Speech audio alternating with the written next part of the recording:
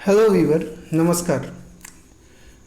जैसा कि आपको पता है कि इस प्लेटफॉर्म पर झारखंड स्पेशल जीके का चैप्टर वाइज लगभग 9000 के आसपास एमसीक्यू कराया जा रहा है, जिसमें ऑलरेडी हमने क्लास 1 से लेकर क्लास 23 तक 23 वीडियो बनाकर हमने इस चैनल पे अपलोड कर दिया है।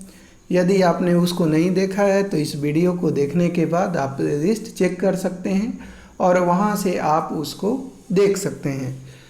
फ्रेंड, मैं बताना चाहूँगा कि यदि आपने कहीं से थ्योरी की क्लास कर रखी है तो ये आपके लिए बहुत ही फ़ायदेमंद होने वाला है। और यदि आपने थ्योरी नहीं भी कर रखी है और आप अगर इस शुरू से लेकर क्लास 1 से लेकर और अंत तक हमारे साथ बने रहते हैं तो यकीन मानिए कि आपके एग्ज़ाम में जो क्वेश्चन आएंगे बिल्कुल यहीं से आएंगे। और आप जो है चैप्टर वाइज जब कर रहे होंगे तो सारी स्टोरी भी आप एमसीक्यू के माध्यम से समझ पाएंगे। तो चलिए स्टार्ट करते हैं आज का क्लास नंबर 24, जिसमें हम लोग कवर करेंगे झारखंड की राज्य व्यवस्था। तो झारखंड की राज्य व्यवस्था का पहला क्वेश्चन हम लोग शुरू करते हैं। पहला क्वेश्चन अपना है राज्य की कार्यपालिका से। तो पहला क्वेश्चन यहाँ पे देख लेते हैं। राज्य की कार्यपालिका शक्ति का प्रधान कौन होता है? राज्य की कार्यपालिका शक्ति का प्रधान आपसे बोला जाए तो कौन होता है? तो ध्यान रखिएगा, राज्य की कार्यपालिका शक्ति का प्रधान राज्यपाल होता है। कौन होता है? राज्यपाल। केंद्र की कार्यपालिका शक्ति का जो प्रधान होता है वो आप जानते हैं राष्ट्रपति होता है। उसी तरह से राज्य की कार्यपालिका शक्ति का प्रधान जो होता है वो कौन होता है? तो राज्य का राज्यपाल होता है।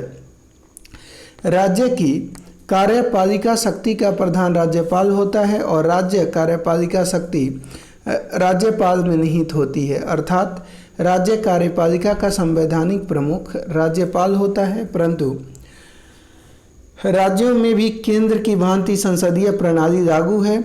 अतः राज्य कार्यपालिका की वास्तविक प्रमुख की भूमिका में मुख्यमंत्री एवं उनका मंत्री परिषद ही होता है। राज्यपाल की नियुक्ति अनुच्छेद 153 के तहत की जाती है और संविधान के अनुच्छेद 153 से 162 के बीच राज्यपाल के कार्य एवं अधिकारों का वर्णन मिलता है। तो ये ध्यान रखना है। राज्य की समस्त कार्रवाई किसके नाम से की जाती है? तो राज्य की समस्त कार्रवाई राज्यपाल के नाम से की जाती है। राज्य की समस्त कार्रवाई राज्यपाल के नाम से की जाती है। अब राज्यपाल के बारे में कुछ महत्वपूर्ण जानकारियां हैं, उसको हम लोग देख लेते हैं। अनुच्छेद 153 में प्रत्येक राज्य हेतु एक राज्यपाल की नियुक्ति की जाएगी। अनुच्छेद 154 कहता है कि राज्य की कार्यपालिका शक्ति राज्यपाल में निहित होगी तथा इसका प्रयोग वह स्वयं या अपने अधीनस्थ अधिकारियों के साथ करेगा। अनुच्छेद 155 राज्यपाल की नियुक्ति राष्ट्रपति द्वारा किया जाएगा। ये भी महत्वपूर्ण है, ध्यान रखिएगा। अनुच्छेद 156 की बात करें तो राज्यपाल की नियुक्ति 5 वर्ष के लिए होगी, परंतु वह राष्ट्रपति के प्रसाद पर्यंत पद धारण करते हैं। तो राज्यपाल की नियुक्ति जो होती है वो 5 वर्ष के लिए होगी, लेकिन कोई ज़रूरी नहीं है कि वो 5 वर्ष तक ही रहे। वो 5 वर्ष से कम भी या ज़्यादा भी ये राष्ट्रपति का प्रसाद पर्यंत बना रहेगा। राष्ट्रपति जब तक चाहेगा तब तक वो राज्यपाल बना रह सकता है। अनुच्छेद 157 की बात करें तो राज्यपाल की नियुक्ति के लिए निम्न अर्हता होना चाहिए। अगर राज्यपाल आपको बनना है तो उसके लिए क्या क्या अर्हता होना चाहिए? तो पहला तो वह भारत का नागरिक हो, उसकी उम्र 35 वर्ष होना चाहिए। कम से कम उम्र जो है 35 साल की का होना चाहिए व्यक्ति, तभी राज्यपाल के वो योग्य होगा। केंद्र या राज्य के अधीन लाभ के पद पर नहीं होना चाहिए। तो कोई भी राज्यपाल तभी बनेगा जब वो केंद्र और राज्य के अधीन लाभ के पद को धारण नहीं करता हो राष्ट्रपति बनने के समय। संसद या विधानमंडल का सदस्य न हो, तो ये भी सही है। ये बात ध्यान रखिएगा कि संसद और विधानमंडल का सदस्य वो नहीं होना चाहिए। सरकारी आयोग की सिफारिश के अनुसार वह अपने राज्य का न हो, ऐसी परंपरा है, संवैधानिक बाध्यता नहीं है। अनुच्छेद 159 की बात करें तो राज्यपाल का शपथ ग्रहण हाईकोर्ट के मुख्य या वरिष्ठ न्यायाधीश द्वारा कराया जाएगा। तो ये कुछ जो है अनुच्छेद जो है राज्यपाल से रिलेटेड है, वो आपने देखा। अनुच्छेद 160 देख लीजिए। इसमें राज्यपाल द्वारा आकस्मिक स्थिति में किए जाने वाले कर्तव्यों का वर्णन किया गया है। यानी राज्यपाल द्वारा आकस्मिक कोई स्थिति है, उसमें जो ये अपने कर्तव्यों का जो पालन करना है उसका वर्णन जो है आपको अनुच्छेद 160 में देखने को मिलेगा। अनुच्छेद 61 की बात करें तो इनमें राज्यपाल के क्षमादान शक्तियों का वर्णन है, बिल्कुल सही है। और यहाँ पे अनुच्छेद 163 की बात करें तो राज्यपाल अपने कर्तव्यों का निर्वहन मुख्यमंत्री के नेतृत्व वाली मंत्री परिषद की सलाह पर करेगा।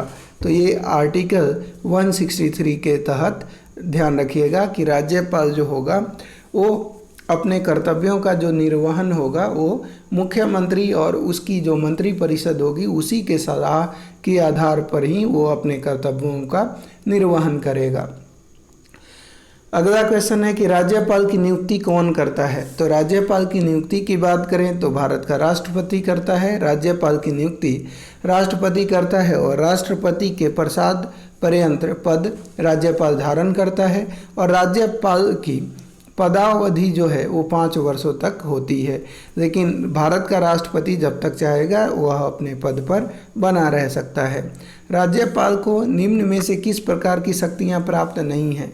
तो राज्यपाल को विधायी शक्तियां प्राप्त हैं, कार्यपालिका शक्तियां प्राप्त हैं और वहीं न्यायिक शक्तियां प्राप्त है, लेकिन राज्यपाल को सैन्य शक्तियां प्राप्त नहीं हैं। राज्यपाल की कार्यपालिका शक्तियां कुछ आप देख लीजिए यहाँ पे कि राज्यपाल अपनी कार्यपालिका शक्ति के तहत राज्य के कई महत्वपूर्ण पदों पर नियुक्तियां करता है। पहला, मुख्यमंत्री एवं मुख्यमंत्री की सलाह पर अन्य मंत्रियों की नियुक्ति राज्यपाल के द्वारा की जाती है। राज्यपाल राज्य महाधिवक्ता की नियुक्ति मुख्यमंत्री के सलाह पर करता है और राज्य लोक सेवा आयोग के अध्यक्ष एवं सदस्य की भी नियुक्ति वो मुख्यमंत्री के ही सलाह पर करता है। राज्य निर्वाचन आयोग के अध्यक्ष एवं अन्य सदस्यों की नियुक्ति भी जो है वो राज्यपाल के द्वारा करी जाती है और विश्वविद्यालय में उप कुलपतियों की नियुक्ति भी राज्यपाल के द्वारा करी जाती है। राज्य वित्त आयोग का गठन एवं नियुक्तियां तथा लोकायुक्त की नियुक्ति ये भी राज्यपाल ही करता है। अगला है कि राज्यपाल के पद के लिए न्यूनतम आयु सीमा क्या होनी चाहिए। तो अभी आपने देखा कि राज्यपाल बनने के लिए न्यूनतम आयु सीमा कम से कम 35 वर्ष की उम्र जो हो आपका धारण होना चाहिए। 35 साल का उम्र आपने अगर हासिल 35 साल के आप हो गए हैं तो निश्चित तौर पे आप जो है राज्यपाल की अर्हता रखते हैं। राज्यपाल के पद के लिए 35 वर्ष की आयु निम्नतम सीमा है, अधिकतम सीमा कोई नहीं है होती है। राज्यपाल को पद की गोपनीयता की शपथ कौन करवाता है। तो राज्यपाल को पद की गोपनीयता की शपथ राज्य के उच्च न्यायालय या राज्य का मुख्य न्यायाधीश के द्वारा कराई जाती है। राज्यपाल को पद की गोपनीयता की शपथ राज्य के उच्च न्यायालय का मुख्य न्यायाधीश ग्रहण करवाता है और यह राष्ट्रपति के प्रसाद पर्यंत पद धारण करता है। अगला है कि राज्य के मुख्यमंत्री की नियुक्ति कौन करता है। राज्य के मुख्यमंत्री की नियुक्ति राज्यपाल करता है। राज्य के मुख्यमंत्री राज्य के मंत्री परिषद, राज्य के महाधिवक्ता एवं राज्य लोक सेवा आयोग के सदस्यों की नियुक्ति राज्यपाल करता है। अगला क्वेश्चन है कि क्या राज्य के उच्च न्यायालय में न्यायाधीशों की नियुक्ति के मामले में राष्ट्रपति संबंधित राज्य के राज्यपाल से परामर्श करता है। क्वेश्चन में बोला गया कि आप बताइए कि क्या राज्य के उच्च न्यायालय में न्यायाधीशों की नियुक्ति के मामले में राष्ट्रपति संबंधित राज्य के राज्यपाल से परामर्श करता है। तो आंसर हो जाएगा बिल्कुल हाँ। ये करता है।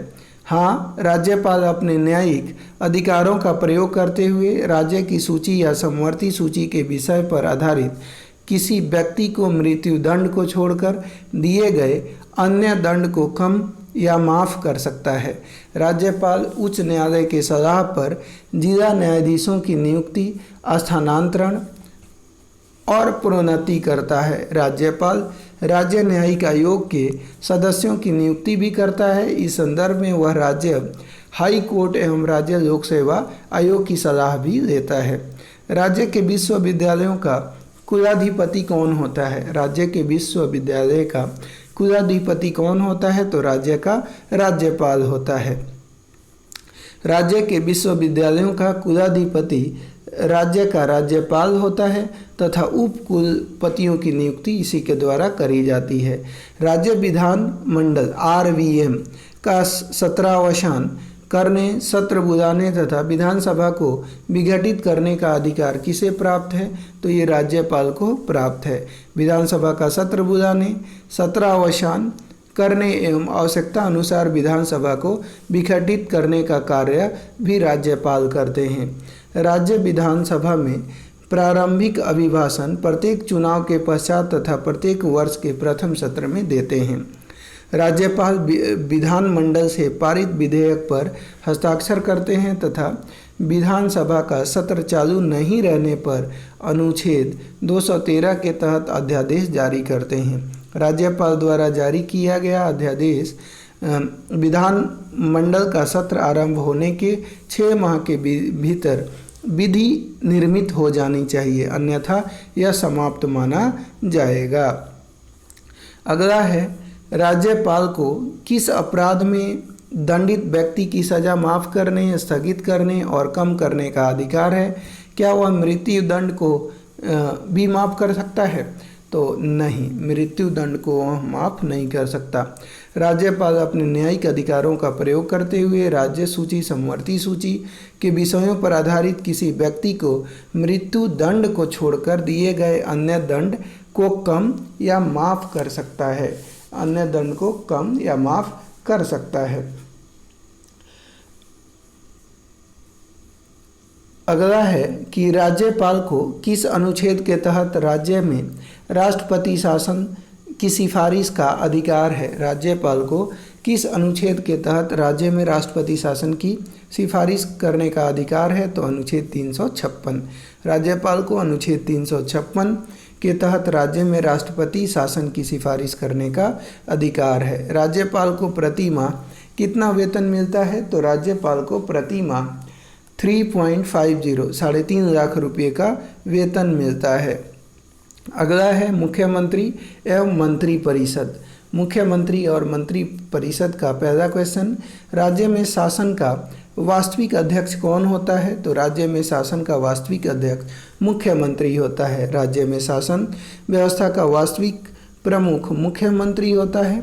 मुख्यमंत्री की नियुक्ति राज्यपाल करते हैं। मुख्यमंत्री की योग्यता के संदर्भ में संविधान सिर्फ इतना उल्लेख करता है कि वे बहुमत प्राप्त दल एवं गठबंधन दल का नेता हो। मुख्यमंत्री राज्यपाल एवं मंत्री परिषद के बीच की कड़ी का कार्य करता है। यह मंत्रियों की नियुक्ति में राज्यपाल को सलाह देता है। मंत्री परिषद के सदस्यों के बीच विभाग का बंटवारा करता है और मंत्री परिषद की बैठक की अध्यक्षता भी करता है। राज्य मंत्री परिषद का निर्माता तथा प्राणदाता होता है। राज्य मंत्री परिषद का निर्माता तथा प्राणदाता होता है मुख्यमंत्री। राज्य मंत्री परिषद का निर्माता तथा प्राणदाता मुख्यमंत्री होता है। मुख्यमंत्री का कार्यकाल सामान्यतः 5 वर्ष का होता है, परंतु अविश्वास प्रस्ताव द्वारा इसे समय से पूर्व हटाया जा सकता है। मुख्यमंत्री के मृत्यु होने या त्याग पत्र देने से संपूर्ण मंत्री परिषद स्वतः विघटित हो जाता है। 91वां संविधान संशोधन 2003 के तहत झारखंड में मंत्री परिषद की कुल सदस्य संख्या मुख्यमंत्री सहित 12 निर्धारित है। नियमानुसार मंत्री परिषद का आकार न्यूनतम 12 या विधानसभा के कुल सदस्य संख्या का 15% हो सकता है। मंत्रिपरिषद व्यक्तिगत रूप से राज्यपाल के प्रति, सामूहिक रूप से विधानसभा के प्रति उत्तरदायी होता है। मंत्रिपरिषद की नियुक्ति एवं निष्कासन राज्यपाल मुख्यमंत्री के सलाह पर करते हैं। राज्य के अन्य मंत्री किसके सलाह पर राज्यपाल द्वारा नियुक्त किए जाते हैं? तो राज्य के अन्य मंत्री मुख्यमंत्री के सलाह पर राज्यपाल द्वारा नियुक्त किए जाते हैं। राज्यपाल तथा मंत्रिपरिषद के बीच की कड़ी होता है। राज्यपाल तथा मंत्रिपरिषद के बीच की कड़ी होता है। कौन होता है? तो राज्यपाल तथा मंत्रिपरिषद के बीच की कड़ी की बात करें तो मुख्यमंत्री होता है। राज्यपाल तथा मंत्रिपरिषद के बीच की कड़ी मुख्यमंत्री होता है। कोई व्यक्ति यदि मंत्री बन जाता है तो उसे कम से कम कितने दिनों के अंदर विधानसभा का सदस्य बनना अनिवार्य होता है? तो कोई व्यक्ति अगर मुख्यमंत्री बन जाता है तो कम से कम कितने दिनों के भीतर उसे विधानसभा का सदस्य बनना अनिवार्य है? तो आंसर आ जाएगा कम से कम 6 महीने के भीतर। कितना? 6 महीने के भीतर। विधानसभा सदस्य की योग्यता। विधानसभा का सदस्य की योग्यता वह भारत का नागरिक हो, वह 25 वर्ष की आयु पूर्ण कर चुका हो और वह पागल या दिवालिया न हो, वह केंद्र या राज्य के अधीन किसी लाभ के पद पर न हो, अर्थात वह शासकीय सेवा में न हो। तो ये अगर 4 अहर्ताएँ अगर किसी के पास है तो आसानी से वह व्यक्ति विधानसभा का सदस्य बन सकता है। अगला है कि राज्य मंत्रिपरिषद सामूहिक रूप से किसके प्रति उत्तरदायी है? राज्य मंत्रिपरिषद सामूहिक रूप से विधानसभा के प्रति उत्तरदायी है। राज्य मंत्रिपरिषद सामूहिक रूप से विधानसभा के प्रति तथा व्यक्तिगत रूप से राज्यपाल के प्रति उत्तरदायी है। मंत्रिपरिषद की नियुक्ति एवं निष्कासन राज्यपाल मुख्यमंत्री के सलाह पर करते हैं। मुख्यमंत्री सहित मंत्रिपरिषद का सदस्य बनने हेतु विधानसभा की सदस्यता आवश्यक है और अगर न हो तो 6 महीने के अंदर सदस्यता लेना अनिवार्य होता है। राज्य मंत्रिपरिषद की बैठकों की अध्यक्षता कौन करता है? राज्य मंत्रिपरिषद के बैठकों की अध्यक्षता मुख्यमंत्री ही करता है। कौन करेगा? मुख्यमंत्री। तो ये ध्यान रखना है। राज्य की मंत्रिपरिषद के सदस्यों के वेतन तथा भत्ते कौन निर्धारित करता है? तो राज्य के मंत्रिपरिषद के सदस्यों के वेतन तथा भत्ते ये राज्य विधानमंडल करता है। राज्य की मंत्रिपरिषद के सदस्यों के वेतन तथा भत्ते राज्य विधानमंडल के द्वारा निर्धारित होता है। राज्य के मंत्रिपरिषद के सदस्य को शपथ कौन दिलाता है? राज्य के मंत्रिपरिषद के सदस्यों को शपथ जो है वो राज्यपाल दिलाता है। राज्य के मंत्रिपरिषद के सदस्यों को शपथ राज्यपाल महोदय के द्वारा दिलाई जाती है। मुख्यमंत्री परिषद के किसी भी सदस्य को उसके पद से मुक्त कर सकता है। इसके लिए वह उसे त्यागपत्र देने के लिए कह सकता है। सही है। राज्यपाल के माध्यम से निष्कासित करा सकता है। ये भी सही है। मंत्रिमंडल का पुनर्गठन कर उसे मंत्रिपरिषद से अलग कर सकता है। ये भी सही है। उपरोक्त सभी तरीके से हटाया जा सकता है। तो ऑप्शन नंबर डी आंसर हो जाएगा।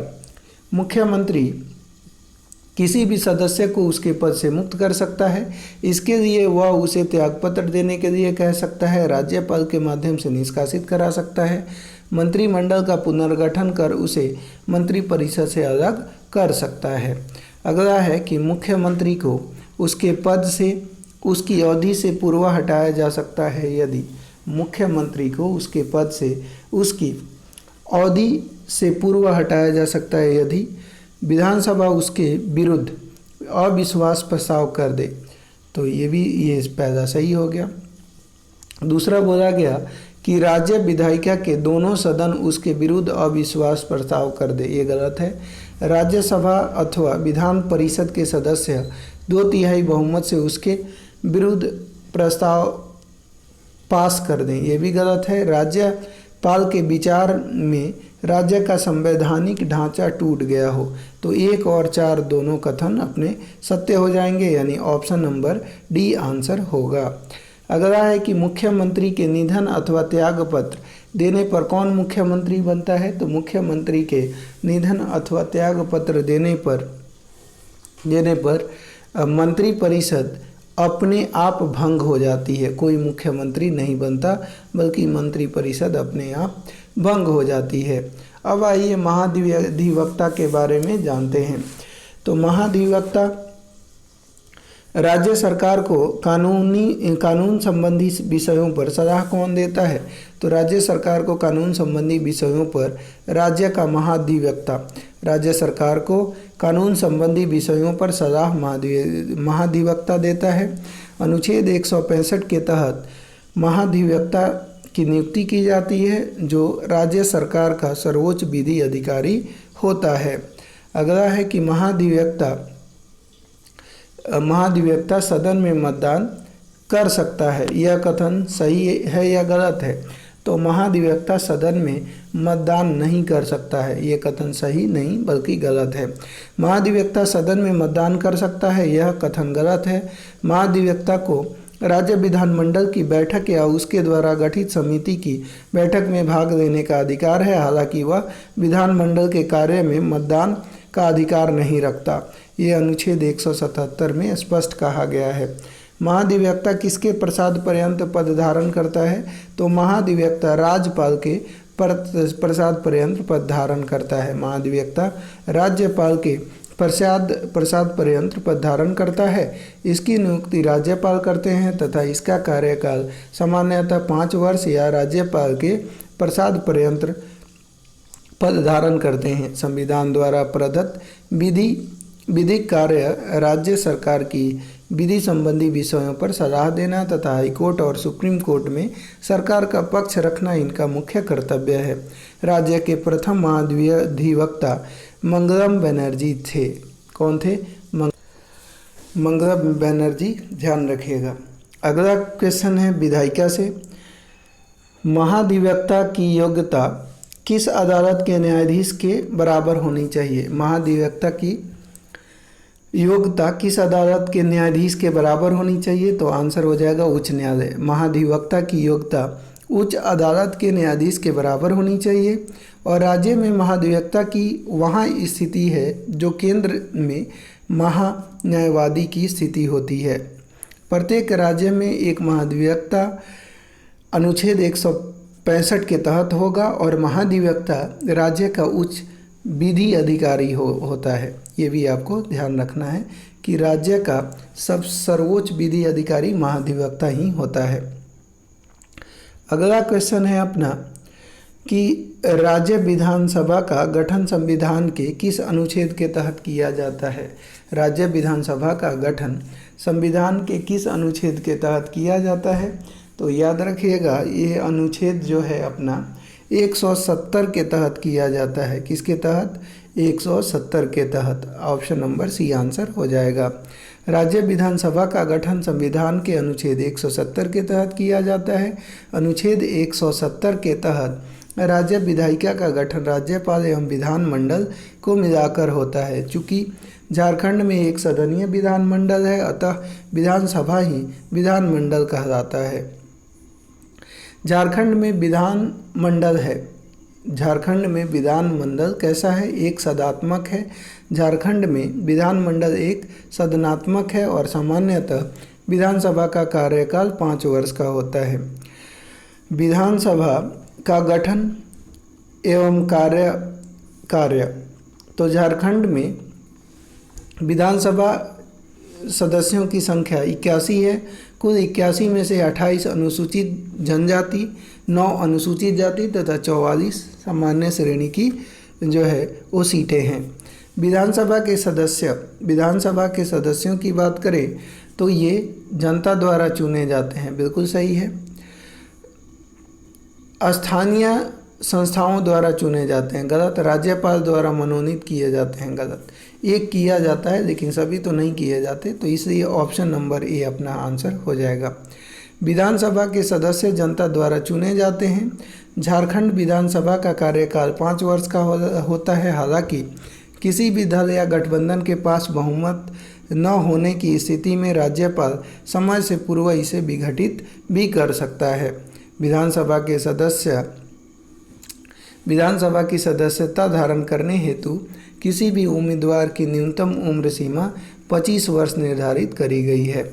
झारखंड विधानसभा में सदस्यों की कुल संख्या है 126वां संविधान संशोधन के पश्चात। तो झारखंड विधानसभा में कुल सदस्यों की संख्या कितनी है? तो कुल सदस्यों की संख्या 81 है। कब? ये 126वां संविधान संशोधन के बाद की ये संख्या है। झारखंड के नवनिर्मित विधानसभा के संबंध में कौन सा कथन सत्य है? पहला बोला गया कि यह धुरुआ में स्थित है, जिसका उद्घाटन प्रधानमंत्री नरेंद्र मोदी द्वारा किया गया। सही है। यह देश का पहला पेपरलेस विधानसभा है। ये भी सही है।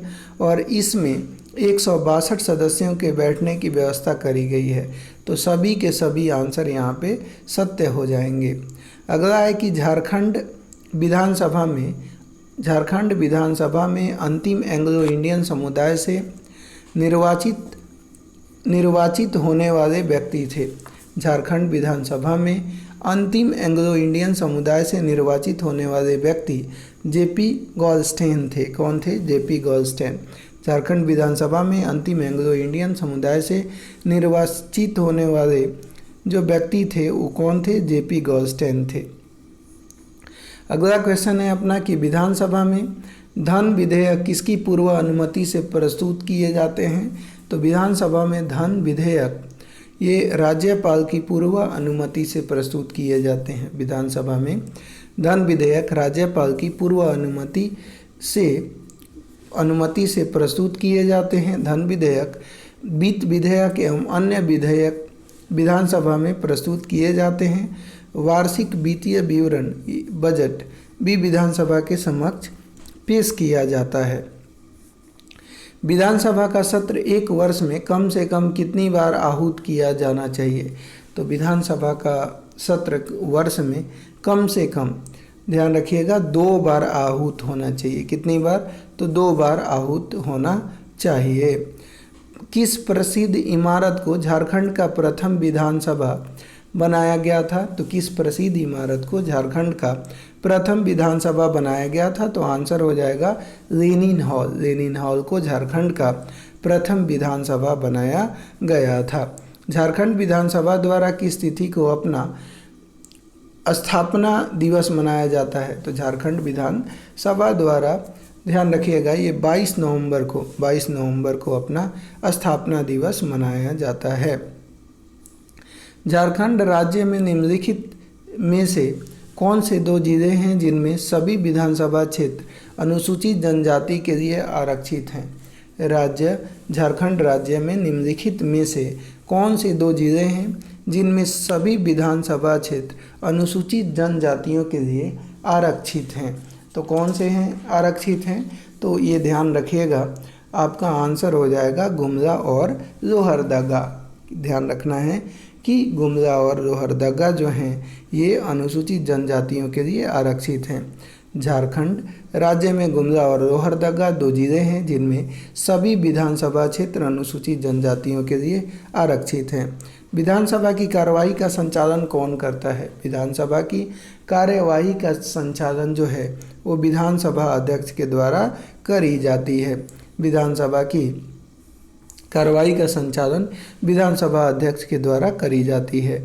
विधानसभा के संचालन में अध्यक्ष की महत्वपूर्ण भूमिका होती है, जैसे कि विधानसभा से पारित विधेयक पर हस्ताक्षर करना, सदन का संचालन करना, किसी विधेयक पर मत बराबरी की स्थिति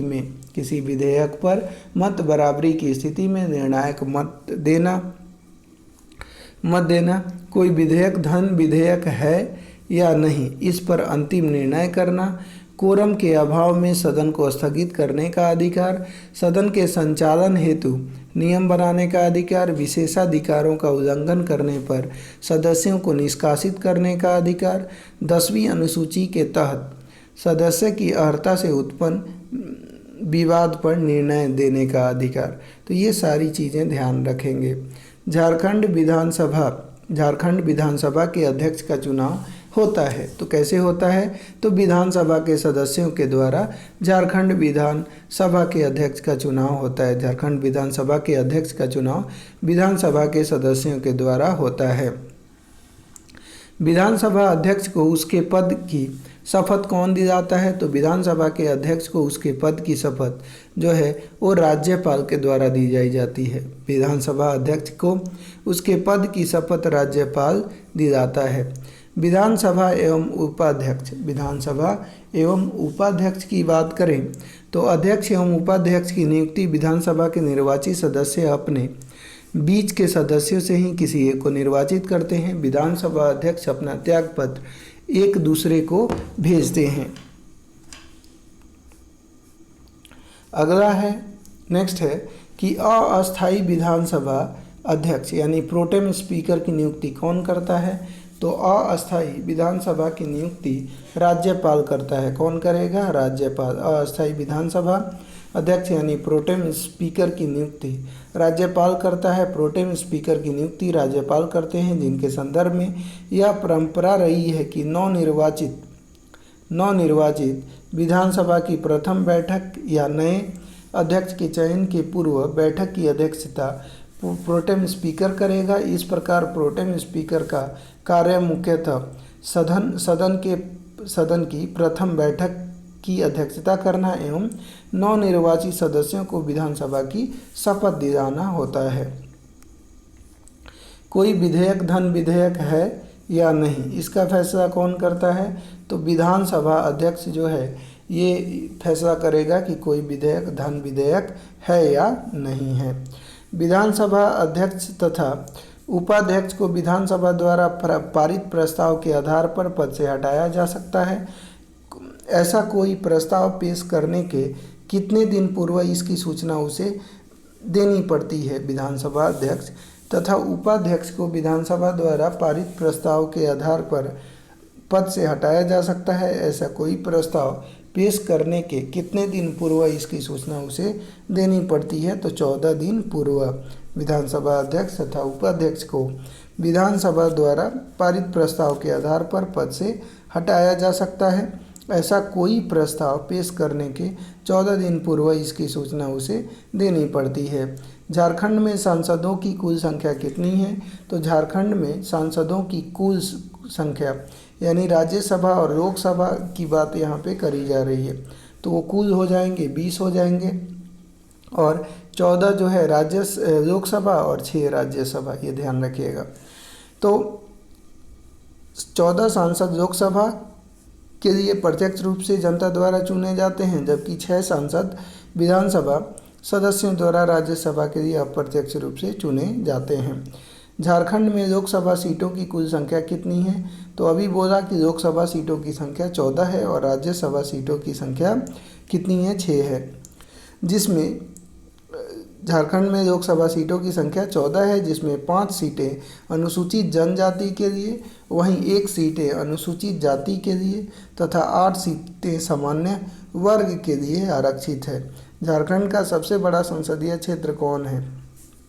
झारखंड का सबसे बड़ा संसदीय क्षेत्र सिंहभूम है। कौन सा?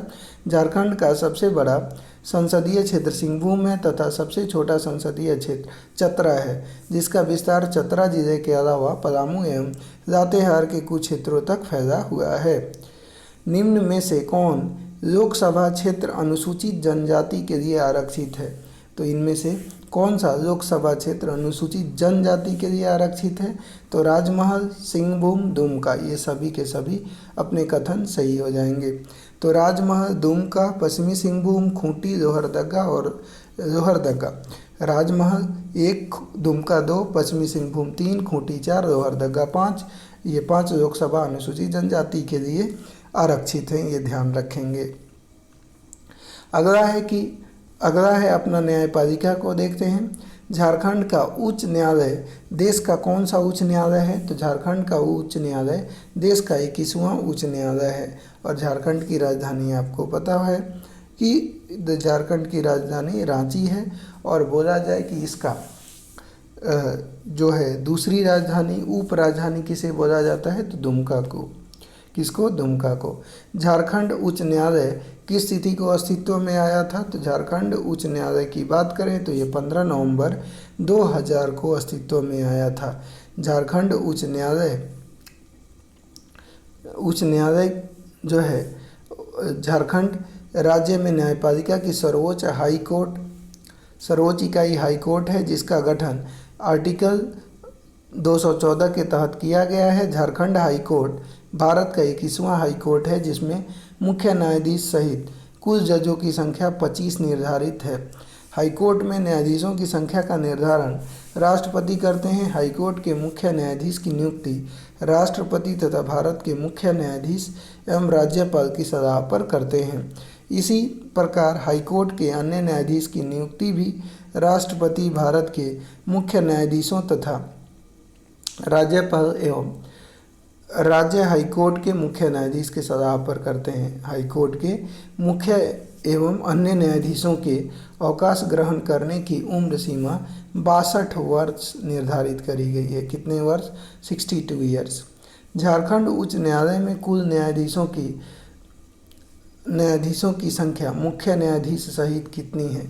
तो झारखंड उच्च न्यायालय में कुल न्यायाधीशों की संख्या मुख्य न्यायाधीश सहित जो है वो अभी वर्तमान में 25 है। कितनी है? 25।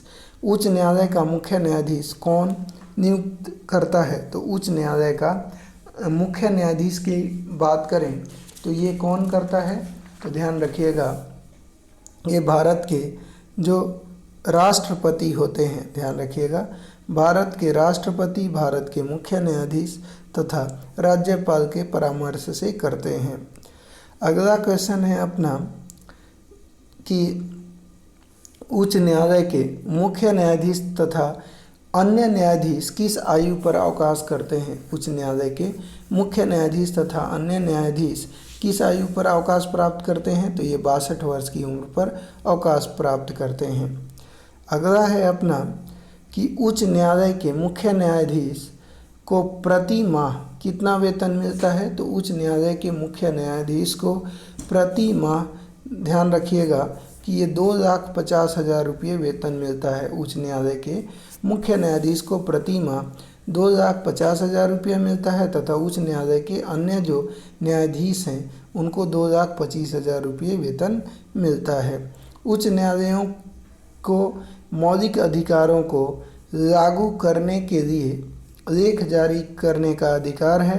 यह अधिकार इसे किस अनुच्छेद द्वारा दिया गया है? उच्च न्यायालयों को मौलिक अधिकारों को लागू करने के लिए लेख जारी करने का अधिकार है और यह अधिकार इसे अनुच्छेद 226 के द्वारा दिया गया है। आर्टिकल 226 के द्वारा उच्च न्यायालय को मौलिक अधिकारों को लागू करने के लिए लेख जारी करने का अधिकार जो है यह अधिकार इन्हें 226 अनुच्छेद के तहत प्राप्त है। उच्च न्यायालय के न्यायाधीशों के वेतन एवं भत्ते, उच्च न्यायालय के न्यायाधीशों के वेतन एवं भत्ते जो होते हैं वो राज्य की संचित निधि से दिए जाते हैं। ये पहला सही है। तो उच्च न्यायालय के न्यायाधीशों के वेतन तथा भत्ते राज्य की संचित निधि से दिए जाते हैं। हाईकोर्ट के न्यायाधीशों का वेतन एवं भत्ता राज्य सरकार के संचित निधि से दिया जाता है। वहीं वर्तमान में मुख्य न्यायाधीश का वेतन 2.5 लाख एवं अन्य न्यायाधीशों का वेतन 2.25 लाख है।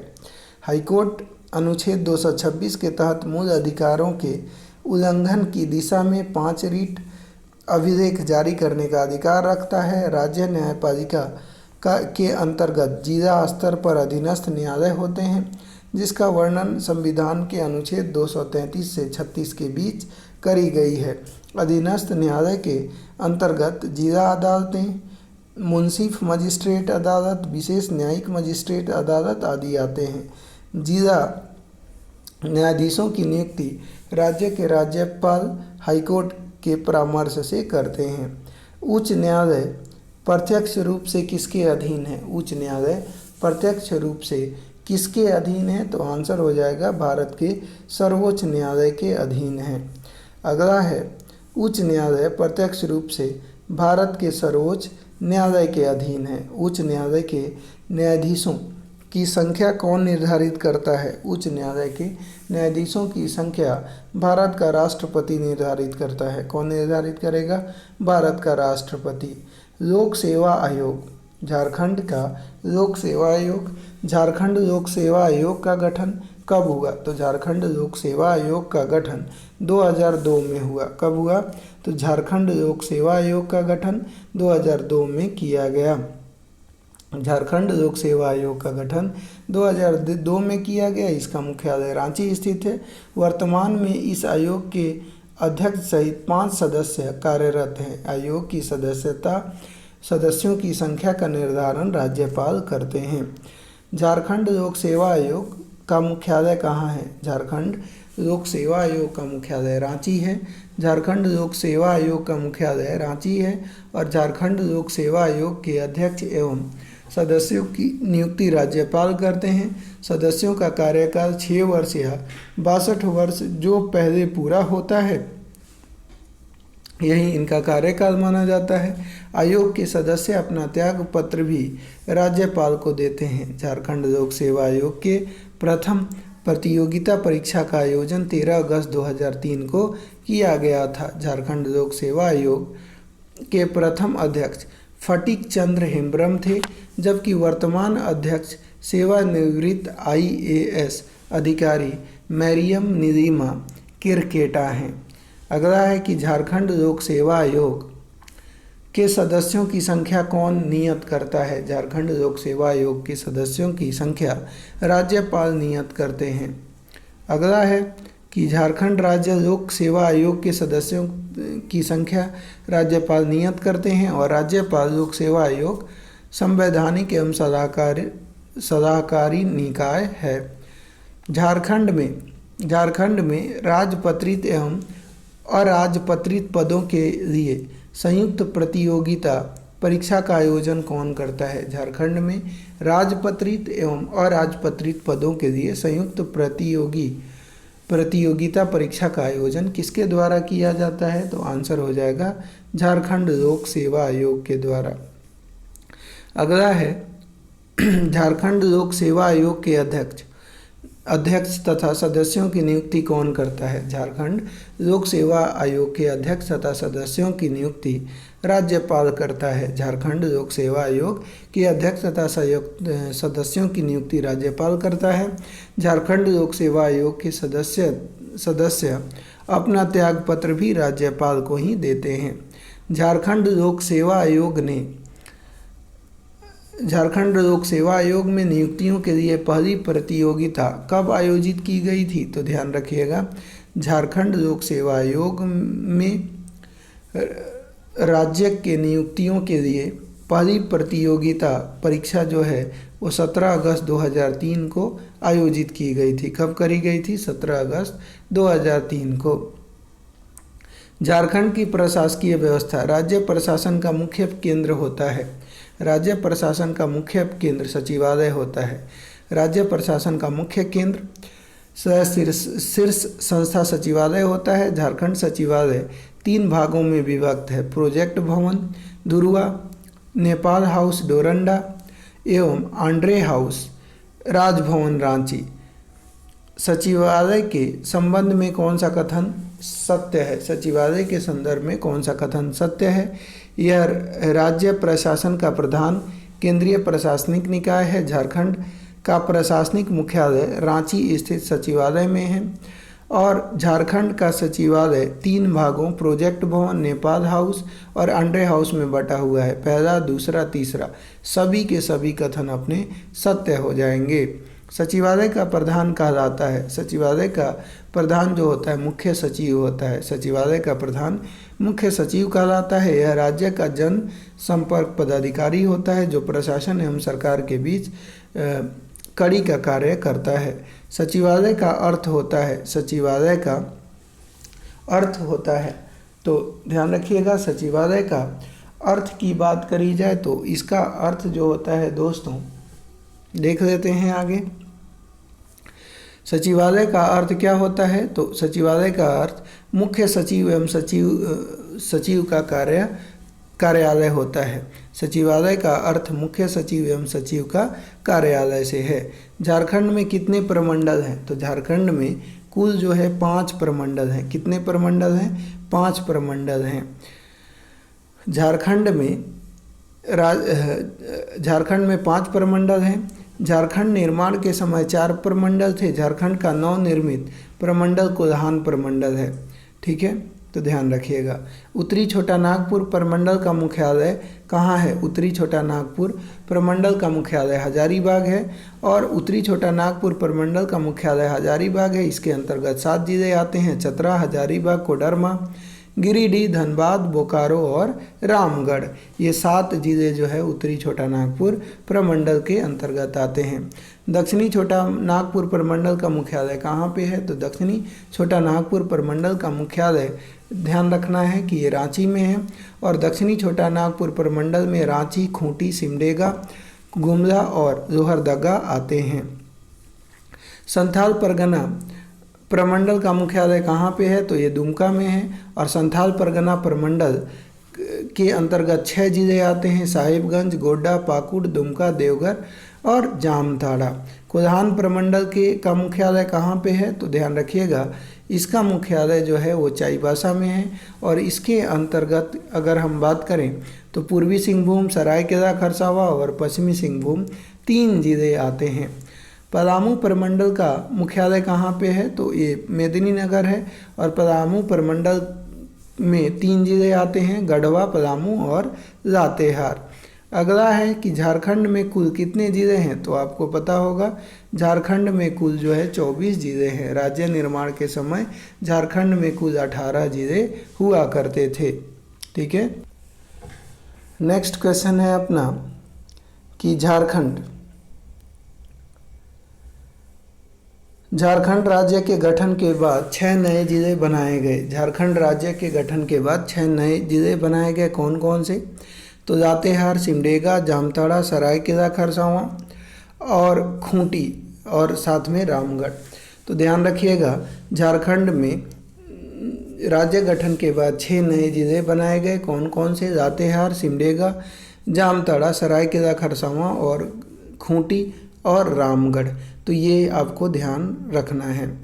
आगे हम बात करें तो खूंटी और रामगढ़ ध्यान रखिएगा कि ये 2007 में बनाए गए और अन्य जो है वो कमेंट बॉक्स में लिखिएगा कि अन्य जो है जिले, जो 4 जिले हैं वो कब बनाए गए। सिमडेगा जिला का निर्माण किस जिला से अलग करके किया गया है? सिमडेगा जिले का निर्माण किस जिला से अलग करके किया गया है?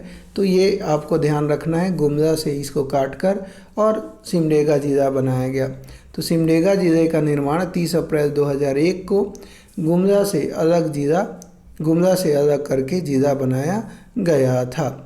वहीं हम बात करें पश्चिमी सिंहभूम जिले से अलग करके किस जिले का निर्माण हुआ है? तो पश्चिमी सिंहभूम से अलग करके सरायकेला खरसावां का निर्माण हुआ है। ऑप्शन नंबर ए आंसर हो जाएगा।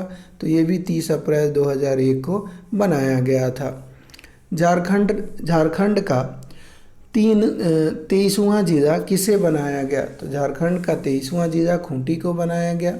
ये आपको ध्यान रखना है कि 23वां जिला के रूप में खूंटी जिला अस्तित्व में आया। कब आया? तो 12 सितंबर 2007 को खूंटी जिले का निर्माण रांची जिले को विभाजित करके किया गया है। झारखंड का 24वां जिला किसे बनाया गया? तो रामगढ़ को बनाया गया। तो रामगढ़ को 24वां जिला और 23वां जिला किसको बनाया गया? तो ये खूंटी को। दोनों कब बने? तो 12 दिसंबर 2007 को ये बनाए गए हैं। ठीक है, अगला है कि पूर्वी सिंहभूम जिला का मुख्यालय कहाँ है? पूर्वी सिंहभूम जिला का मुख्यालय की बात करें तो पूछा गया है कि पूर्वी सिंहभूम जिला का मुख्यालय कहाँ पे है? तो आंसर हो जाएगा जमशेदपुर में। पूर्वी सिंहभूम जिला का मुख्यालय जमशेदपुर में है। पूर्वी सिंहभूम जिला का मुख्यालय जमशेदपुर है और पूर्वी जिले का निर्माण 16 जनवरी 1990 को सिंहभूम जिले को विभाजित कर किया गया। अगला है कि जिला का प्रमुख अधिकारी कौन होता है, जीरा का प्रमुख अधिकारी कौन होता है? तो ये आपको ध्यान रखना है कि उपायुक्त जो होता है वो जीरा का प्रमुख अधिकारी होता है। जीरा का प्रमुख अधिकारी उपायुक्त होता है और उपायुक्त को कहीं डीसी तो कहीं डीएम के नाम से जाना जाता है। झारखंड में अनुमंडलों की संख्या कितनी है? तो झारखंड में अनुमंडलों की संख्या जो है वर्तमान में 45 है और झारखंड निर्माण के समय अनुमंडलों की संख्या कितनी थी? तो 33 थी। कितनी थी? तो 33 थी, ध्यान रखिएगा, 33। झारखंड में अनुमंडलों की संख्या 45 है। राज्य निर्माण के समय झारखंड में अनुमंडलों की संख्या 33 थी। अनुमंडल का प्रशासन अनुमंडलीय पदाधिकारी एसडीएम के हाथ में होता है। झारखंड राज्य के गठन के बाद निम्न में से किसे नया अनुमंडल बनाया गया? झारखंड राज्य के गठन के बाद अब 33 से 45 हुआ तो किसे जो है नया बनाया गया, नया अनुमंडल बनाया गया? तो ध्यान रखिएगा, पहला है कि बुंडू, फिर चांडिल, रांका और जगन्नाथपुर और महुआ डांड। झारखंड राज्य के गठन के बाद बुंडू, चांडिल, रंका, जगन्नाथपुर, महुआ डांड ये नया अनुमंडल के रूप में स्थापित किए गए। प्रखंड का प्रधान कौन होता है? प्रखंड का प्रधान प्रखंड विकास पदाधिकारी होता है। प्रखंड का प्रधान प्रखंड विकास पदाधिकारी होता है और यह झारखंड प्रशासनिक सेवा का पदाधिकारी होता है। झारखंड पंचायत राज अधिनियम 2001 के अनुसार झारखंड में पंचायती राज व्यवस्था का स्वरूप है। झारखंड पंचायती राज अधिनियम 2001 के अनुसार झारखंड में पंचायती राज व्यवस्था का स्वरूप है तो त्रिस्तरीय स्वरूप है। झारखंड पंचायत राज अधिनियम 2001 के अनुसार झारखंड में पंचायती राज व्यवस्था का त्रिस्तरीय स्वरूप है। झारखंड में वार्ड एवं पंचायतों की संख्या क्रमशः है, तो झारखंड में वार्ड एवं पंचायतों की संख्या क्रमशः 54,330 और 4,402 है। ऑप्शन नंबर बी आंसर हो जाएगा। अगला क्वेश्चन है अपना, राज्य की सबसे छोटी प्रशासनिक इकाई कौन होती है? राज्य की सबसे छोटी प्रशासनिक जो इकाई है वो ग्राम पंचायत होती है। कौन सा? ग्राम पंचायत। तो राज्य की सबसे छोटी प्रशासनिक इकाई ग्राम पंचायत होती है। ग्राम पंचायत का प्रमुख को मुखिया के नाम से जाना जाता है। झारखंड में पंचायत समिति सदस्यों की कुल संख्या कितनी होती है? तो 5,423। झारखंड में पंचायत समिति की वर्तमान कुल संख्या की बात करें तो 5,423 है और पंचायत समिति का गठन प्रखंड स्तर पर होता है। इसके प्रधान प्रखंड प्रमुख होते हैं। अगला क्वेश्चन है कि जिला परिषद का गठन होता है। जिला परिषद का गठन की बात करें तो ये जिला स्तर पर होता है। जिला परिषद का गठन जिला स्तर पर होता है और झारखंड में जिला परिषदों की संख्या 24 है तथा जिला परिषद सदस्यों की संख्या 536 है। झारखंड में प्रथम नगर पालिका का गठन कब एवं कहाँ किया गया था? झारखंड में प्रथम नगर पालिका का गठन कब और कहाँ किया गया था? तो ये 1869 को रांची में किया गया था। झारखंड में प्रथम नगर पालिका का गठन 1869 को रांची में किया गया था। झारखंड में नगर निगम की संख्या कितनी है? झारखंड में नगर निगमों की संख्या की बात करें तो ये 9 है। झारखंड में नगर निगम की संख्या 9। रांची, देवघर, धनबाद, चास, मेदिनीनगर, मानगो, गिरिडीह, आदित्यपुर तथा हजारीबाग है। अगला है रांची नगर निगम की स्थापना कब की गई? रांची नगर निगम की स्थापना ध्यान रखिएगा ये 15 सितंबर 1979 में करी गई। 15 सितंबर 1979 में करी गई और रांची नगर निगम को 55 वार्डों में बांटा गया है। कितने वार्ड में? 55 वार्डों में बांटा गया है। झारखंड में क्षेत्रीय विकास प्राधिकार कहाँ कार्यरत है? झारखंड में क्षेत्रीय विकास प्राधिकार ये रांची में कार्यरत है। झारखंड में क्षेत्रीय विकास प्राधिकार रांची में कार्यरत है और इसका गठन 1975 में किया गया था। अगला है कि झारखंड में अधिसूचित क्षेत्र समिति की संख्या कितनी है? झारखंड में अधिसूचित क्षेत्र समिति की संख्या कितनी है? तो आंसर हो जाएगा 1। झारखंड में अधिसूचित क्षेत्र समिति की संख्या 1 है। झारखंड का एकमात्र छावनी बोर्ड कहाँ कार्यरत है? झारखंड का एकमात्र छावनी बोर्ड रामगढ़ में कार्यरत है। अगला है कि झारखंड में राष्ट्रपति शासन, झारखंड में राष्ट्रपति शासन की बात करें तो झारखंड में अब तक कुल कितनी बार राष्ट्रपति शासन लागू किया गया है? झारखंड में अब तक कुल 3 बार राष्ट्रपति शासन लागू किया गया है।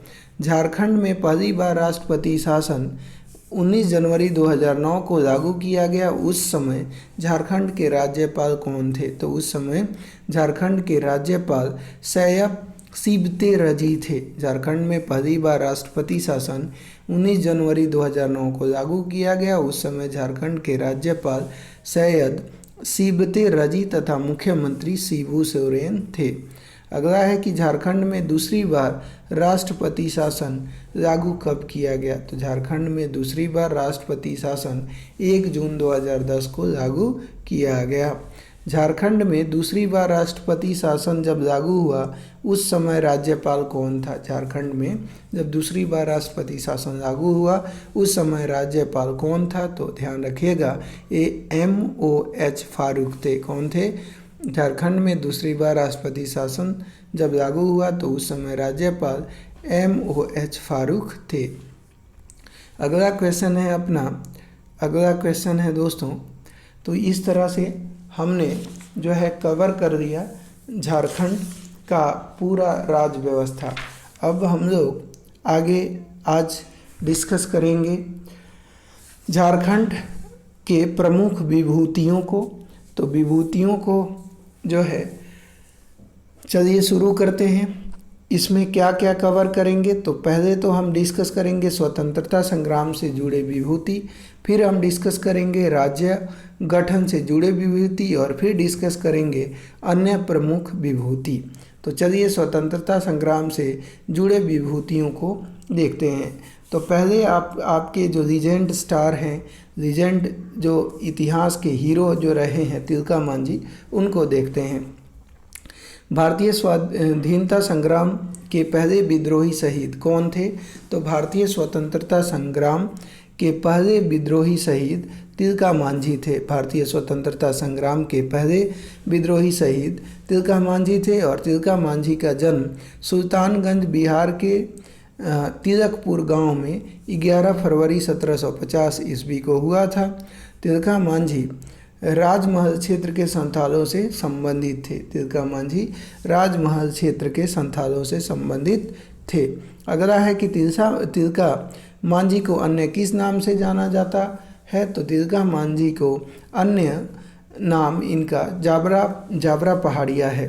तिलका मांझी को जाबरा पहाड़िया के नाम से भी जाना जाता है और इनके पिता का नाम सुंदर मुर्मू था। तिलका मांझी किशोर अवस्था से ही स्वभाव निष्ठ व्यक्ति थे तथा स्वतंत्रता के पोषक थे।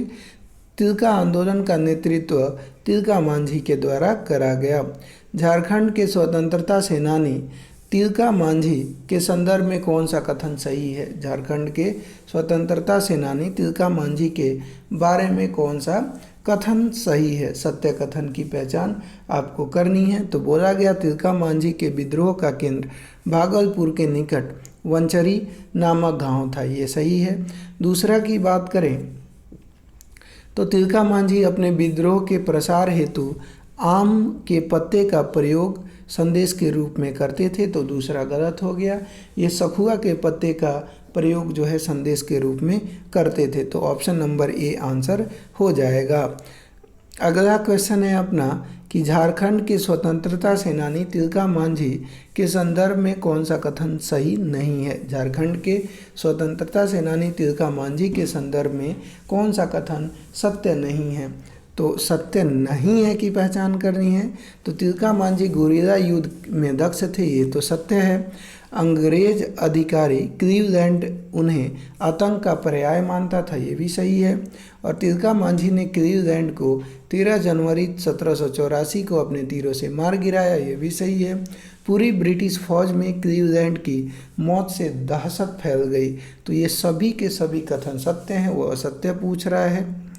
तो आंसर क्या हो जाएगा कि कौन सा असत्य है वो बोल रहा है, तो हम कहेंगे कि इनमें से कोई नहीं, कोई असत्य नहीं है, सभी के सभी यहाँ पे सत्य हैं, ध्यान रखिएगा। तो ये इनमें से कोई नहीं, इसको लगा दीजिएगा, ये थोड़ा सा गड़बड़ है। अगला है अपना, राजमहल के सुप्रिटेंडेंट क्लीवलैंड को तिलका मांझी, राजमहल के सुप्रिटेंडेंट क्लीवलैंड को तिलका मांझी ने किस तिथि को अपने तीरों से मार गिराया? तो ध्यान रखिएगा, तिलका मांझी जी के द्वारा 13 जनवरी 1784 को अपने तीरों से मार गिराया, 1784 को अपने तीरों से मार गिराया था। तो ये आपको ध्यान रखना है।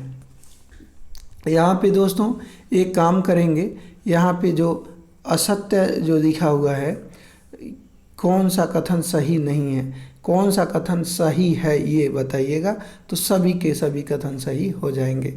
अगला है अपना क्वेश्चन कि झारखंड के स्वतंत्रता सेनानी तिलका मांझी के संदर्भ में कौन सा कथन सही है? झारखंड के स्वतंत्रता सेनानी तिलका मांझी के संदर्भ में कौन सा कथन सत्य है?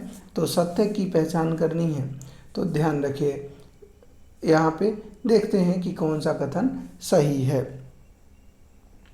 पहला बोला गया है कि 1785 में जौरा नामक पहाड़िया सरदार के धोखा देने से अंग्रेज तिलका मांझी को पकड़ने में सक्षम रहे, सही बात है।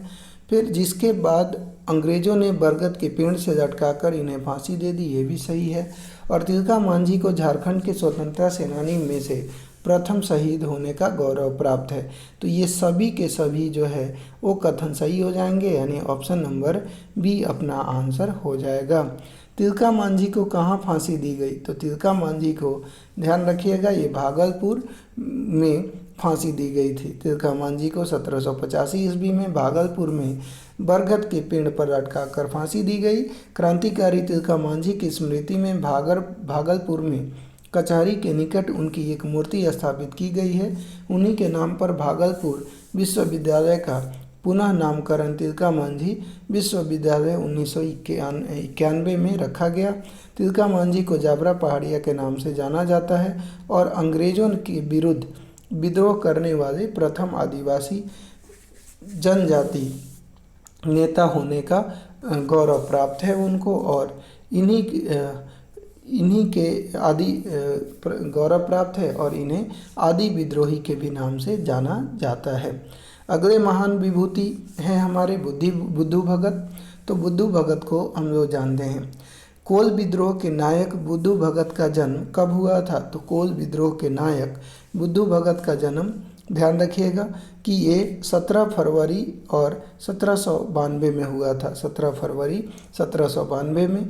तो कोल विद्रोह के नायक बुद्धू भगत का जन्म 17 फरवरी 1792 को रांची जिले के चान्हो प्रखंड के सीधागाई गांव में हुआ था, और सीधागाई उत्तरी कोयल नदी के तट पर बसा है। कोल विद्रोह को लड़का विद्रोह के भी नाम से जाना जाता है।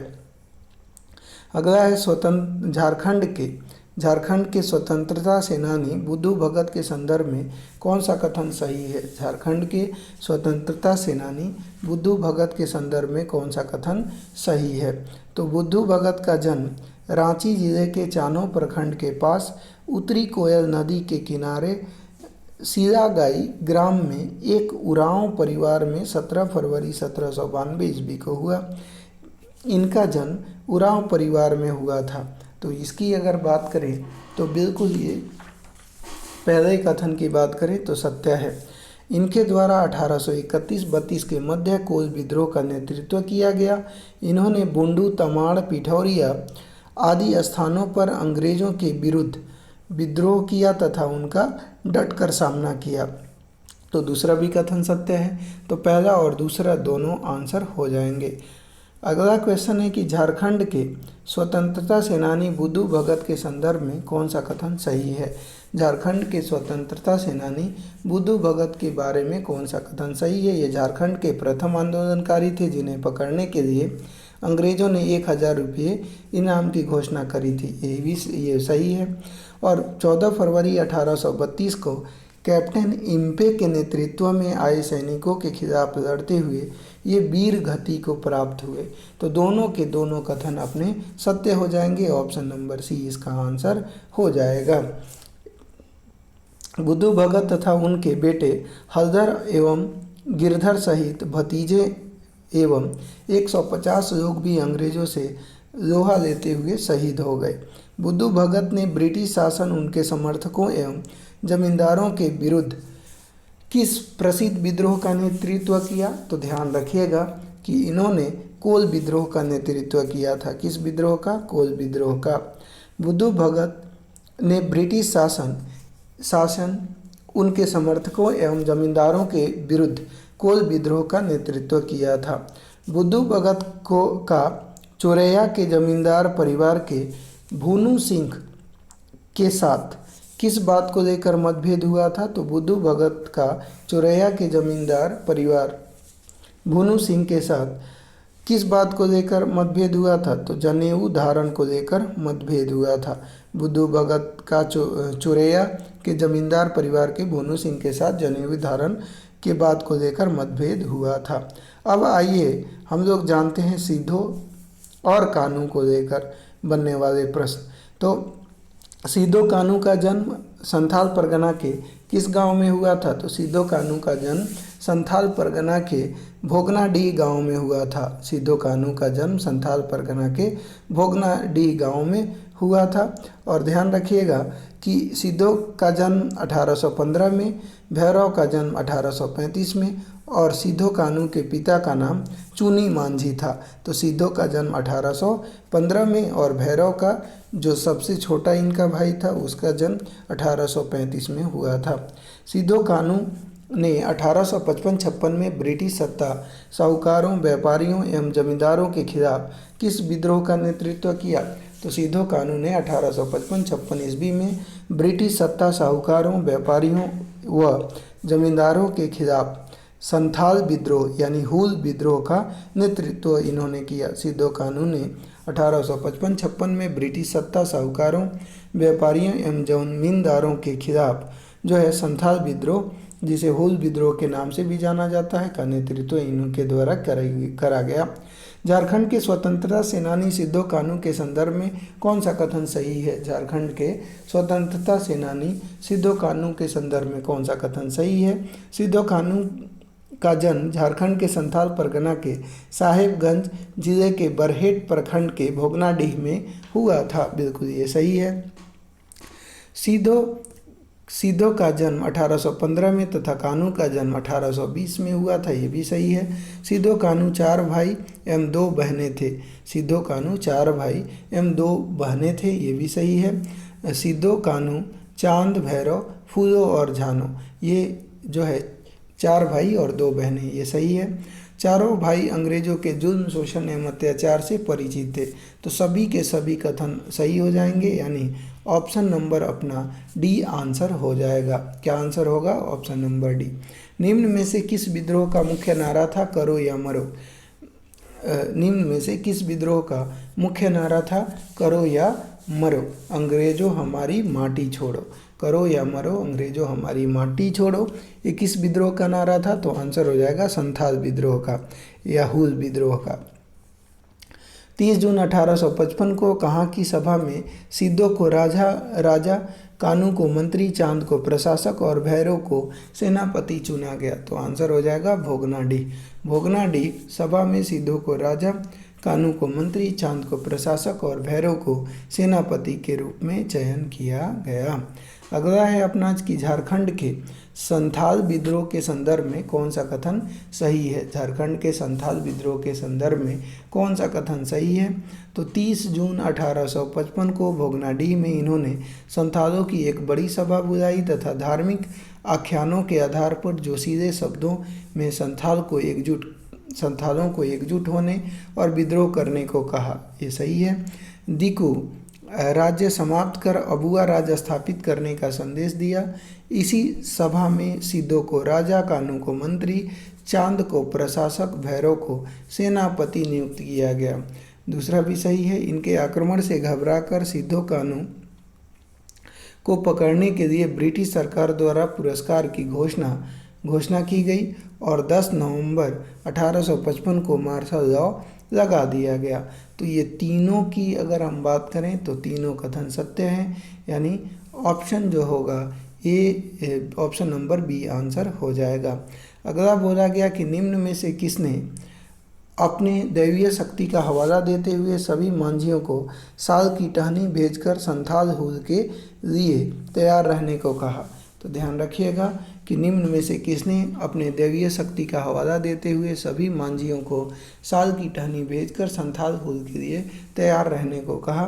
तो सिद्धों ने अपने दैवीय शक्ति का हवाला देते हुए सभी मांझियों को साल की टहनी भेजकर संथाल हुल के लिए तैयार रहने को कहा। निम्न में से कहाँ के लड़ाई में चांद भैरव शहीद हो गए? तो निम्न में से ध्यान रखिएगा, बरहैत की लड़ाई में चांद भैरव शहीद हो गए। सिद्धो कानू को पकड़कर बरहैत पर फांसी दी गई और बरहैत की लड़ाई में ही चांद भैरव शहीद हो गए।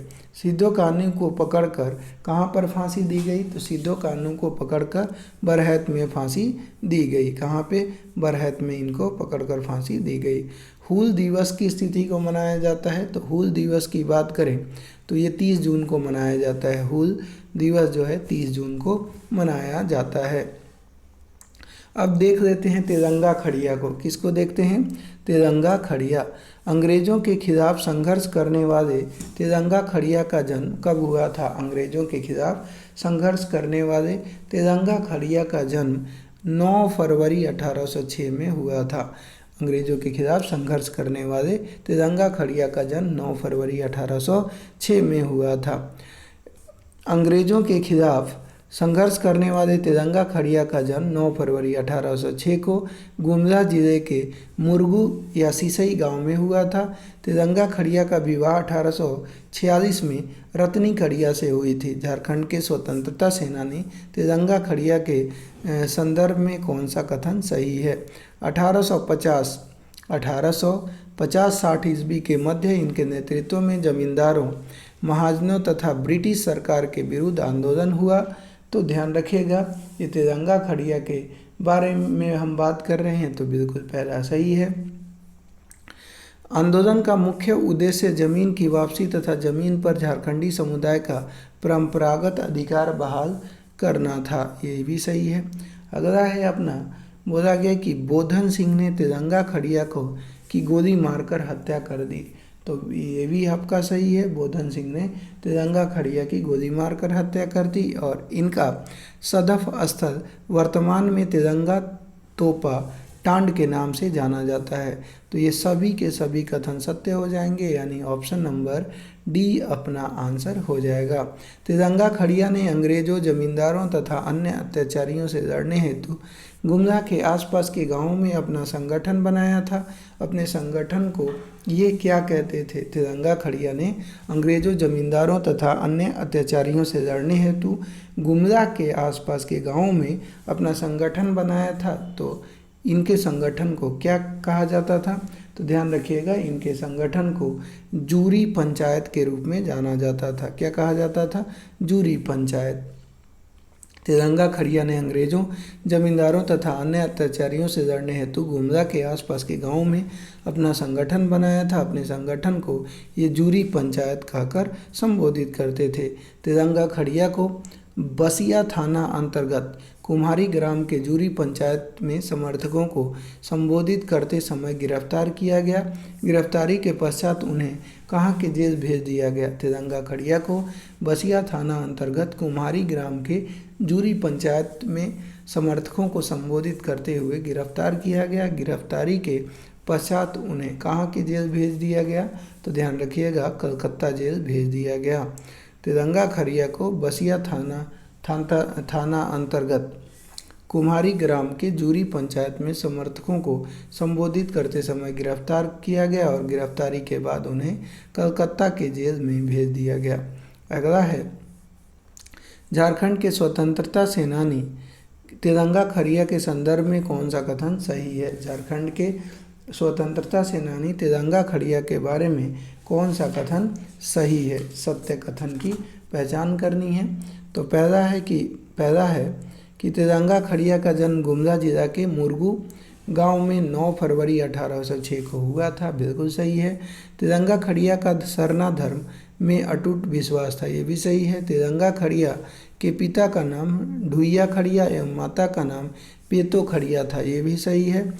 और अगला क्वेश्चन है कि तिरंगा खड़िया की पत्नी का नाम रत्नी खड़िया एवं इनके संगठन का नाम जूरी पंचायत था। तो ये सभी के सभी जो हैं ये कथन सत्य हो जाएंगे, यानी ऑप्शन नंबर डी आंसर हो जाएगा। अगला है कि 23 अप्रैल 1880 को किसने गोली मारकर तिरंगा खड़िया की हत्या कर दी। 23 अप्रैल 1880 को किसने गोली मारकर तिरंगा खड़िया की हत्या कर दी, तो आंसर हो जाएगा बोधन सिंह। 23 अप्रैल 1880 को बोधन सिंह ने गोली मारकर तिरंगा खड़िया की हत्या कर दी। जिस स्थल पर तिरंगा खड़िया के लाश को दफनाया गया था वह स्थल आज तिरंगा तोपा तांड नाम से जाना जाता है। अगला है कि ठाकुर विश्वनाथ सहदेव 1857 के विद्रोह के नायक ठाकुर विश्वनाथ सहदेव का जन्म कब हुआ था। तो इनका जन्म ध्यान रखिएगा कि 12 अगस्त 1817 को ठाकुर विश्वनाथ सहदेव का जन्म जो है 12 अगस्त 1817 को हुआ था। 1857 के विद्रोह के नायक ठाकुर विश्वनाथ सहदेव का जन्म बड़का गांव के सतरंजी में 12 अगस्त 1817 में हुआ था। ठाकुर विश्वनाथ सहदेव के पिता का नाम रघुनाथ सहदेव तथा माता का नाम वानेश्वरी कुंवर था। तो ये भी दोनों ध्यान रखना है। झारखंड के 1857 के विद्रोह के नायक ठाकुर विश्वनाथ सहदेव के संदर्भ में कौन सा कथन सही है। तो ठाकुर विश्वनाथ सहदेव के संदर्भ में कौन सा कथन सत्य है, तो सत्य कथन की पहचान करनी है। तो पहला बोला गया है कि 1857 के विद्रोह के नायक ठाकुर विश्वनाथ सहदेव का जन्म 12 अगस्त 1817 को सतरंजी नामक स्थान पर हुआ था।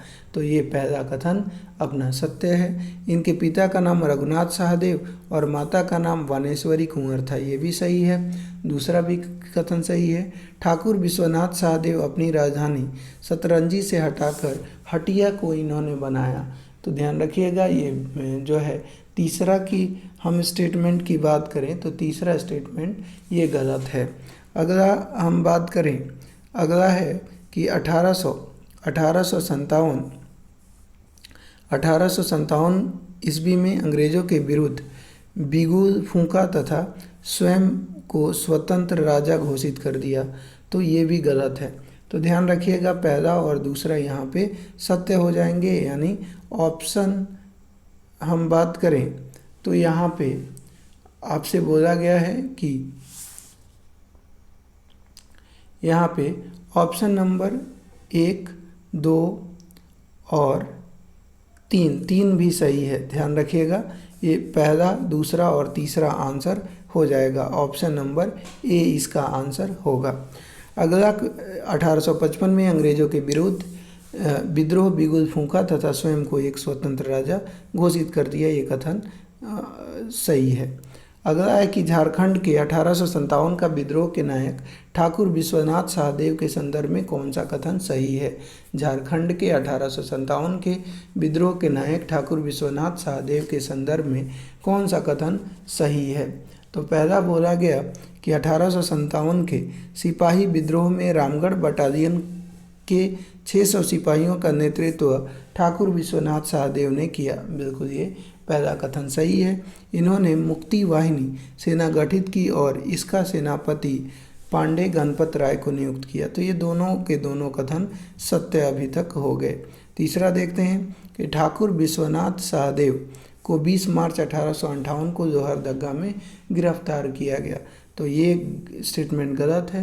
देखिए ठाकुर विश्वनाथ सहदेव को 30 मार्च कब 30 मार्च 1858 को है ना गिरफ्तार किया गया था। 30 मार्च 1858 को लोहरदगा में गिरफ्तार किया गया था। तो ऑप्शन नंबर ए यानी पहला और दूसरा यहाँ पे सही हो जाएगा। ठाकुर विश्वनाथ सहदेव को 30 मार्च 1858 को लोहरदगा में गिरफ्तार किया गया। इन्हें विश्वनाथ दुबे ने विश्वासघात कर गिरफ्तार करवाया। मुक्ति वाहिनी सेना के संस्थापक कौन थे? मुक्ति वाहिनी सेना के संस्थापक की बात करें तो कौन थे? तो आंसर हो जाएगा ठाकुर विश्वनाथ शाहदेव। मुक्ति वाहिनी सेना के संस्थापक ठाकुर विश्वनाथ शाहदेव थे। मुक्ति वाहिनी सेना का सेनापति पांडे गणपत राय को नियुक्त इनके द्वारा किया गया था। ठाकुर विश्वनाथ शाहदेव एवं पांडे गणपत राय को गिरफ्तार करने में किस अंग्रेज सेनानायक ने महत्वपूर्ण भूमिका निभाई? तो ये आपको याद रखना है, कैप्टन नेशन ने। किसने महत्वपूर्ण भूमिका निभाई? Option number D, captain nation ने। ठाकुर विश्वनाथ शाहदेव एवं पांडे गणपत राय को गिरफ्तार करने में कैप्टन नेशन ने महत्वपूर्ण भूमिका निभाई। और ठाकुर विश्वनाथ शाहदेव की गिरफ्तारी का मुख्य कारण विश्वनाथ दुबे का विश्वासघात था। झारखंड के 1857 का विद्रोह के नायक विश्वनाथ शाहदेव के संदर्भ में कौन सा कथन सही है? विश्वनाथ शाहदेव के संदर्भ में कौन सा कथन सही है? तो ठाकुर विश्वनाथ शाहदेव की गिरफ्तारी का मुख्य कारण विश्वनाथ दुबे का विश्वासघात था, ये सही है। ठाकुर विश्वनाथ शाहदेव की गिरफ्तारी में अंग्रेजी सेनानायक कैप्टन नेशन ने महत्वपूर्ण भूमिका निभाई, तो ये भी सही है।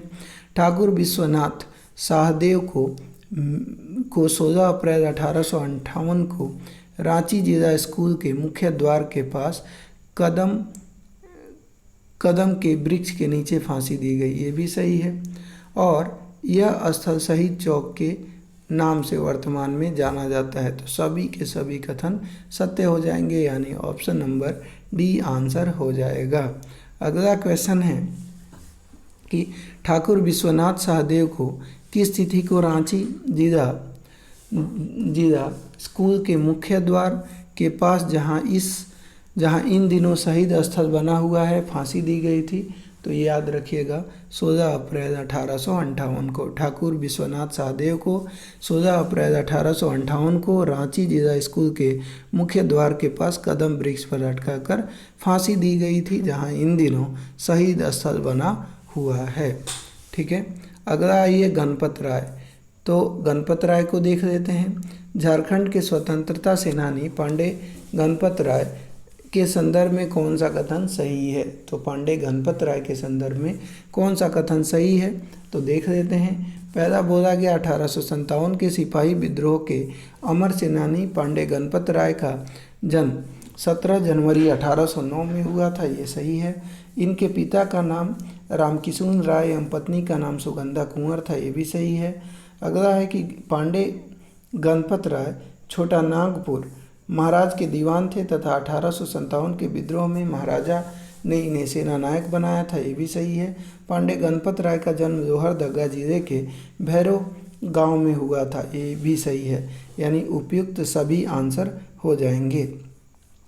1857 के सिपाही विद्रोह के अमर सेनानी पांडे गणपत राय का जन्म कब हुआ था? 1857 के सिपाही विद्रोह के अमर सेनानी पांडे गणपत राय का जन्म कब हुआ था? तो 17 जनवरी 1809 को। 1857 के सिपाही विद्रोह के अमर सेनानी पांडे गणपत राय का जन्म 17 जनवरी 1809 को हुआ था। पांडे गणपत राय छोटा नागपुर के महाराज के दीवान थे। अगला क्वेश्चन है कि 1857 के विद्रोहियों ने निम्न में से किसे अपना सेनानायक बनाया? 1857 के विद्रोहियों ने किसे अपना सेनानायक बनाया? तो पांडे गणपत राय को। 1857 के विद्रोहियों ने पांडे गणपत राय को अपना सेनानायक चुना। झारखंड के पांडे गणपत राय के संदर्भ में कौन सा कथन सही है? झारखंड के पांडे गणपत राय के संदर्भ में कौन सा कथन सही है? तो पहला बोला गया पांडे गणपत राय ने 1857 के विद्रोह में ठाकुर विश्वनाथ शाहदेव के साथ मिलकर भाग लिया, सही है। इन्हें अंग्रेज अधिकारी कैप्टन नेशन ने गिरफ्तार किया, ये भी सही है। और अगला है कि पांडे गणपत राय को 21 अप्रैल 1858 को रांची जिला स्कूल के मुख्य द्वार के पास स्थित कदम पेड़ पर लटकाकर फांसी दी गई, ये भी सही है। पांडे गणपत राय परहेहाट के जमींदार महेश शाही के विश्वासघात के कारण गिरफ्तार हुए। तो ये सभी के सभी कथन सत्य हो जाएंगे। अगला है कि पांडे गणपत राय 1857 के विद्रोह में किसके साथ मिलकर भाग लिए? तो ठाकुर विश्वनाथ शाहदेव के साथ ये मिलकर भाग लिए। पांडे गणपत राय 1857 के विद्रोह में ठाकुर विश्वनाथ शाहदेव के साथ मिलकर भाग लिए और गणपत राय को परहे पाट के महेश शाही नामक जमींदार ने विश्वासघात कर जो है गिरफ्तार करवाया। पांडे गणपत राय को किस तिथि को रांची जिला स्कूल के मुख्य द्वार के पास स्थित कदम के पेड़ से लटकाकर फांसी दी गई? तो पांडे गणपत राय को किस तिथि को रांची जिला के स्कूल के मुख्य द्वार के पास स्थित कदम के पेड़ से लटकाकर फांसी दी गई? तो 21 अप्रैल 1858 को। अगला क्वेश्चन है अपना, अब आइए हम डिस्कस करते हैं टिकैत उमराव सिंह को।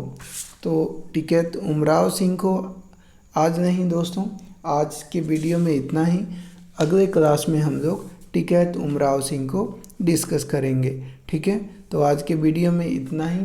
वीडियो कैसा लगा कमेंट बॉक्स में ज़रूर लिखिए, और वीडियो पसंद आई हो तो वीडियो को लाइक कर दीजिएगा। चैनल पे नए हैं तो सब्सक्राइब भी कर दीजिए। मिलते हैं एक नए वीडियो में, तब तक के लिए धन्यवाद। टेक केयर, जय हिंद।